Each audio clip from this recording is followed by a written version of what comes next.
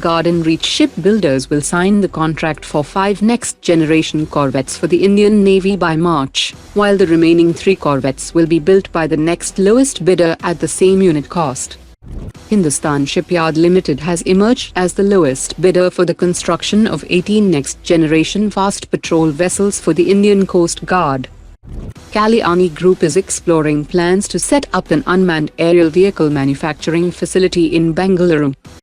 Bharat Electronics Limited has signed a memorandum of understanding with Chennai-based Garuda Aerospace to jointly explore opportunities for supplying unmanned aerial vehicles to India's security forces. Kanpur-based xTerra Robotics has launched India's first-legged mobile manipulator named Scorp, marking a major step in indigenous robotics development. The Cabinet Committee on Security is close to clearing a 30,000 crore co-development deal with France's Safran to build a 120 kN jet engine for the AMCA. The Indian Navy has told the Ministry of Defence that 2 aircraft carriers are not enough for sustained maritime dominance and wants to move toward a 4-carrier force. That includes 2 Vikrant-class carriers and 2 Vizsla-class carriers, and to support this, the Navy estimates a need for 170 carrier-capable fighters. Indian Army Chief has said, India considers 1963 agreement between Pakistan and China as illegal. Therefore, any activity in Shaksgam Valley is concerned, we do not approve of it, and in this terms, MEA has already issued the statement. About the CPAC 2.0, we do not accept it, and we consider that it is an illegal action which is being carried out by the 2 nations. Indian Army Chief has said that while the US-made Stryker armored vehicle remains under consideration, but the Army will prefer an indigenous platform if a suitable option is available. NewSpace Research and Technologies has unveiled the Sheshnag-20 heavy-class tube-launched loitering munition under Make in India. Designed for GPS-denied and jammed environments, it uses the Mosaic artificial intelligence swarm system to carry out surveillance, electronic warfare and precision strikes.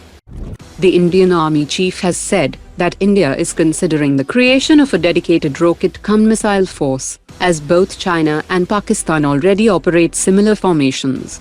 At present, the Army's missiles and rockets are split between the Corps of Army Air Defense and the artillery, but the proposed rocket-cum-missile force would bring these capabilities under a single command that will improve coordination, faster targeting and more effective long-range strike operations.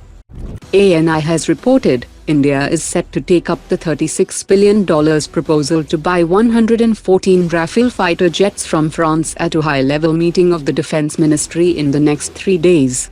The deal includes 18 aircraft in fly-away condition, while the rest will be manufactured in India with about 30% indigenous content.